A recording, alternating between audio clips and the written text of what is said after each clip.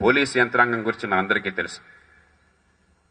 పోలీసులు లేకపోతే ఒక్క క్షణం శాంతి భద్రతలు సాధ్యం కావు. పోలీసులుంటే గడగడ వణికిపోతున్నాం. ఆ పోలీసులు మన నుంచే వచ్చారు, మన మనుషులే.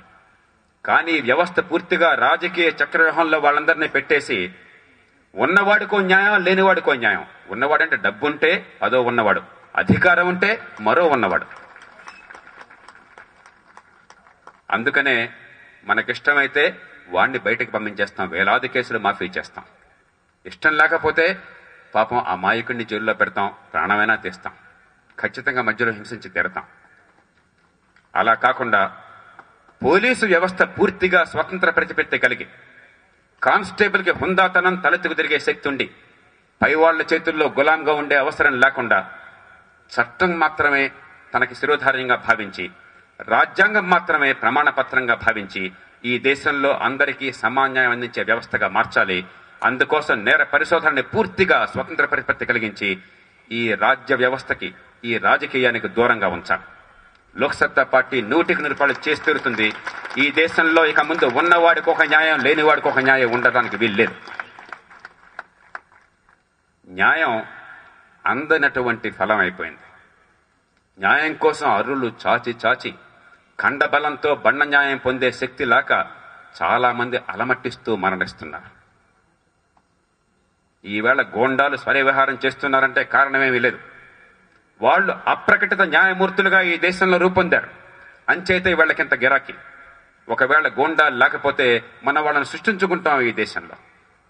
అది మారాలంటే సకాలంలో సమర్థ న్యాయం అందరికీ అందాలి, ఇంటి ముంగట న్యాయం అందాలి. అంచేతే స్థానిక న్యాయాలయాలు విధిగా ఈ రాష్ట్రంలో ప్రతి మండలంలో, మండలానికో న్యాయస్థానం, 90 రోజుల్లో తెలుగు భాషలో సులభ పద్ధతుల్లో ఖర్చు లేకుండా న్యాయం అందరికీ అందే ఏర్పాటు మనం చేసి తీరాలి.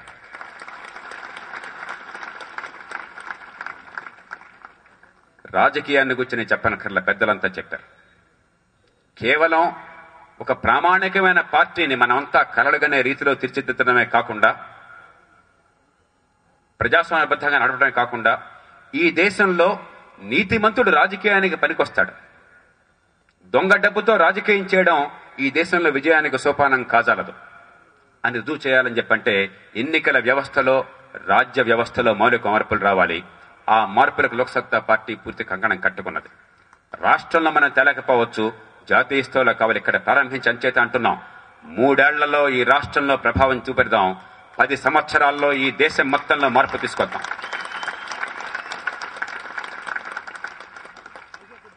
అవినీతి ఇక్కడ కూర్చున్న మనందరిలో, నాతో సహా ఒక్కళ్ళం కూడా తృణమో ఫలమో లంచమివ్వకుండా బతికిన వాళ్ళం ఒక్కళ్ళం కూడా ఈ దేశంలో లేం. కొందరు పెద్దలు అంటున్నారు, లంచం ఇచ్చినవాడు తీసుకున్నవాడు ఇద్దరు నేరస్తులేనండి, ఇద్దరిని సమానంగా చూడాలని. పొరపాటు. 190 సందర్భాల్లో లంచం ఇచ్చేవాళ్లు గతి లేక ఇస్తున్నారు. హక్కుగా గల పనుల కోసం కూడా గతి లేక ఇస్తున్నారు. ఆ డబ్బు ఇవ్వకపోతే ఎంత బాధ పెడతాడో. ఈవేళ 100 రూపాయలు లంచం కోసం వెరిస్తే 100కు 100 రెట్లు పోతాయి. కొన్ని సందర్భాల్లో జీవితాలే బుగ్గుపాలవుతాయన్న భయం కొద్దీ మనసులో దుఃఖాన్ని, బాధని అణుచుకుని మరీ ఇస్తున్నారు. ఆ లంచం అవసరం లేకుండా ఉండాలి అని చెప్పంటే ఈ దేశంలో లంచగొండల ఆస్తులన్నీ ఖచ్చితంగా జప్తు చేసి తీరాలి.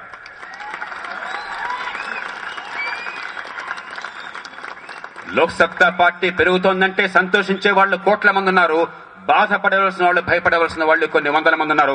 భయపడండి, బాధపడండి, లేదా పంథా మార్చుకోండి. ఇప్పుడే మీ మీద మాకు కక్ష లేదు, కానీ జనం మీద ప్రేమ ఉన్నది. ఇప్పటికైనా దారి మార్చుకుంటే రేపు పొద్దున రాబోయే పరిణామాల నుంచి బయటపడతారు. కేవలం ఉద్యోగాలు పోవడమే కాదు, ఆస్తులు జప్తులు కావాలి, జైల్లో జీవితం అంతా కూర్చోవాలి. వాళ్ళు అధికారులు, ఉద్యోగులైతే మాత్రమే కాదు, రాజకీయంలో ఉన్న వాళ్లతో సహా. ఆవు చేలో మేస్తుంటే దూడ వచ్చి గట్టున మెయ్యదు. రాజకీయం ఈ దేశంలో కుళ్ళిపోతే అధికార యంత్రాంగం మాత్రమే నీతిని పరిరక్షించలేదు. రాజకీయాన్ని మార్చకుండా, రాజకీయాన్ని దారిన పెట్టకుండా ఈ దేశంలో అవినీతిని అంతం చేయలేం. అంచేత అటు రాజకీయం, ఇటు పాలనా యంత్రాంగం పొరపాట్లు జరిగినాయి, పొరపాట్లు మానవ సహజం. దయచేసి దారు మార్చుకోండి. జనానికి ఆగ్రహం రాకుండానే, శిక్షకు పాత్రలు కాకుండానే ఇప్పటికైనా పంథా మార్చుకోండి, నిజాయితీగా మెలగండి. ఇవి మాత్రమే చేస్తే అది లోక్సత్తా ఉద్యమం అవుతుంది. దానికి లోక్సత్తా పార్టీ ఎందుకు? జనజీవనాన్ని స్పృశించకపోతే, ఈ దేశంలో సామాన్యుల అవసరాలు తీర్చేటువంటి శక్తి రాజ్య వ్యవస్థకు లేకపోతే ఆ రాజకీయమే అనవసరం. అంచేతనే ఇందాక నుంచి చెప్పుకుంటున్నాం, పుట్టుకతో వివక్ష తొలగి తీరాలి. ఏ కులంలో, ఏ కుటుంబంలో పుట్టినా, ఆడపిల్లగా మగపిల్లడిగా పుట్టినా, ఎలా పుట్టినా సరే ఈ దేశంలో అందరికీ ఒకే న్యాయం, అందరికీ ఒకే అవకాశం అంది తీరాలి.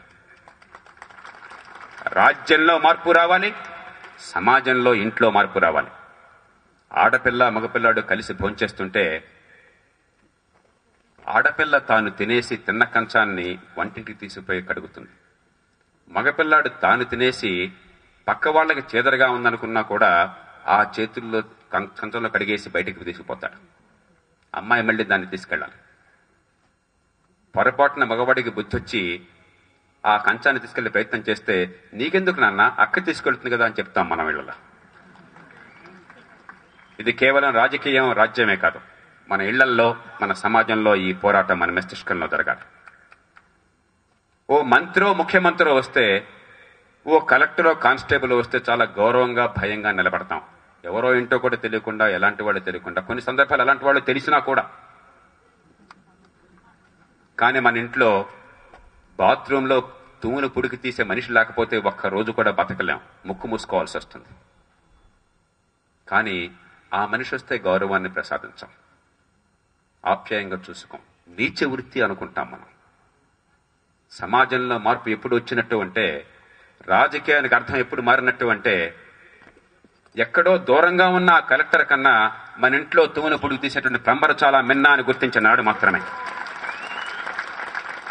పుట్టుక వల్ల నష్టపోయానని ఈ దేశంలో ఒక్క ప్రాణి కూడా భావించరాదు. కులం వల్ల, కుటుంబం వల్ల, పేదరికం వల్ల ఎదిగే అవకాశాలు లేకుండా పోయాయన్న దుగ్ధ ఈ దేశంలో ఒక మనిషికి కూడా ఉండరాదు. అలా ఉంటే ఈ రాజ్యాంగానికి అర్థం లేదు, ఈ రాజకీయానికి అర్థం లేదు. అందుకే విద్య ఆరోగ్యం, విద్య ఆరోగ్యం, విద్య ఆరోగ్యం. ఎంచేతంటే గతంలో ఏనాడు లేని అవకాశాలు ఈవేళ ఉన్నాయి. 100 ఏళ్ల క్రితం ఇవి సాధ్యం కాదు. ఈవేళ అందరికీ ఇచ్చే ఆర్థిక శక్తి ఉంది, సాంకేతిక విజ్ఞానం ఉంది. ఈవేళ అందించకపోతే 2006కి అర్థం లేదు. దేశం శరవేగంతో ముందుకు పోతుంది చెప్పుకునేటట్టు ఆ గర్వానికి ఏమాత్రం కూడా పునాదులు లేవు. అంచేతనే విద్య ఆరోగ్యం అందరికీ అందాలి. ఆరోగ్యం విషయం ఒక్కసారి చూడండి. కోట్ల మంది ఈవేళ ఎండుటాకుల్లా గజగజ వణుకుతూ భయపడుతున్నారు. కొద్ది మంది సంపన్నులను మినహాయిస్తే మధ్యతరగతి వర్గాలు, సామాన్యులు కూడా ఈవేళ అర్ధరాత్రి ఆడపిల్లకి అనారోగ్యం వస్తే ఏం చేయాలి? నా బిడ్డకి ప్రమాదం వస్తే ఎవరి దగ్గరికి పోవాలి? ఎవరు ఆదుకుంటారు? నెలకి 100కి 5 రూపాయలు 10 రూపాయలు వడ్డీకి అప్పు తేవాలని చెప్పంటే ఆ అప్పు తిరిగి తీర్చడం ఎట్లా? ఎంతకాలం నేను వెట్టి చాకిరీ చేయాలన్న భయంతో వంగిపోతున్నారు. ఆ అవసరం ఇవాళ లేదు. ఖచ్చితంగా 1 సంవత్సర కాలంలో లోక్సత్తా పార్టీ ఈ రాష్ట్రంలో ప్రతి ఒక్కళ్ళకి మంచి ప్రమాణాల ఆరోగ్యాన్ని ఒక హక్కుగా 100కి 100 రూపాయలు ఉచితంగా అందే పద్ధతిని ఏర్పాటు చేసి తీరుతుంది.